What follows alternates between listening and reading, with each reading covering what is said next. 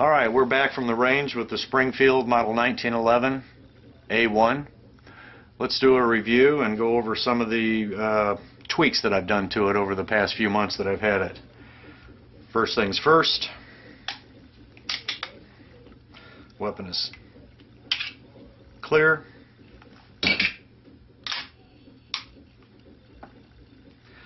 Okay, well, the first thing that you can see is I put some magazine butt plates on it. Shortly after I got the handgun, I was looking at some videos on YouTube, and Freeze 427 did some nice modifications to his. So the first thing that I did is I put a Wilson Combat magazine well on there. Really not too bad. For this, obviously you've got to remove your Cocobolo wood grips, and this magazine well really just slides over the mounting screws for your wood grip. There you go. Now, one thing that I noticed, and literally it just slid right on place, hooked in over them. One thing that I had to do is, after I mounted the grips on there, I had to get a Dremel tool and kind of file them down a little bit to get a flush fit on there. But with the sanding disc on there, there really wasn't any issue in doing that. But those literally just snap into place. Wood grips go back on, nothing to it. The magwell cost, I believe it was $32 from Midway USA. They seem to have everything in stock. Not much waiting time at all. In fact, it was probably 3 days from the time that I placed the order to it arrived here at the house.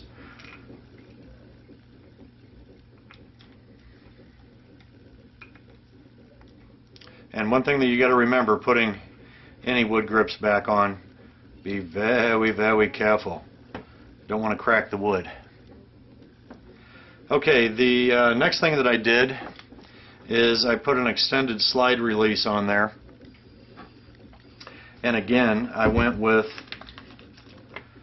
Wilson Combat. And the original stock slide release was just a little bit short for my thumb. I could touch the end of it, but not really that well. So I put the Wilson Combat on there. This is probably, I would say it's close to a ½ an inch longer, which certainly aids me.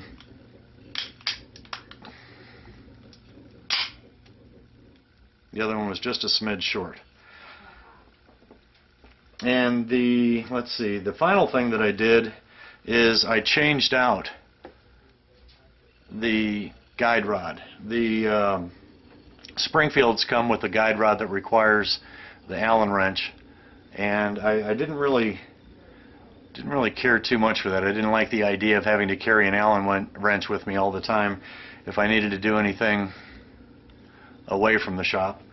So with this one, it just very quickly, as with any other 1911, just very quickly pops in and out. Now this one also came with buffer pads. I'm not really sure if they do anything, but they go on the end. Let me see if I can pop that loose.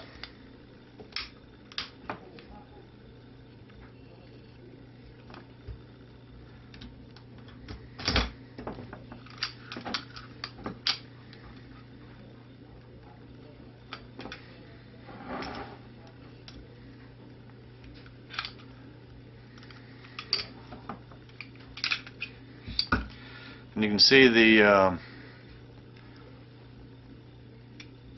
pad just goes right on the end there, kind of a shock absorber. Personally, I can't tell any difference from the original part.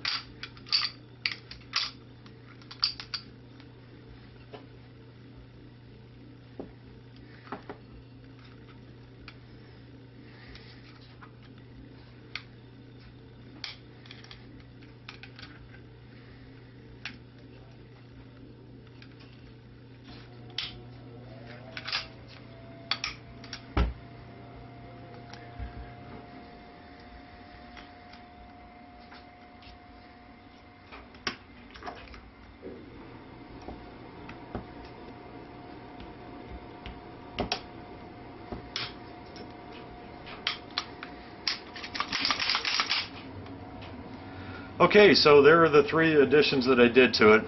Now, after I put the magazine well on, I noticed that the original Springfield magazines that did not have this rubber buffer on there, they're basically just a flat metal base. They were really hard, if not impossible, to push all the way up there. You can see how it's pretty flush with the butt plate on there. But when I ordered the Wilson Combat magazines, they came with 2 additional butt plates. So I took one of the additional butt plates that came with it and put it on the Springfield magazine, and it works just fine. So now I got a few extra magazines for the range even. That works out well. Okay, well, that is a not so in-depth view, but a quick overview of the Springfield Model 1911 A1 chambered in 45. Hope you enjoyed the video. See ya.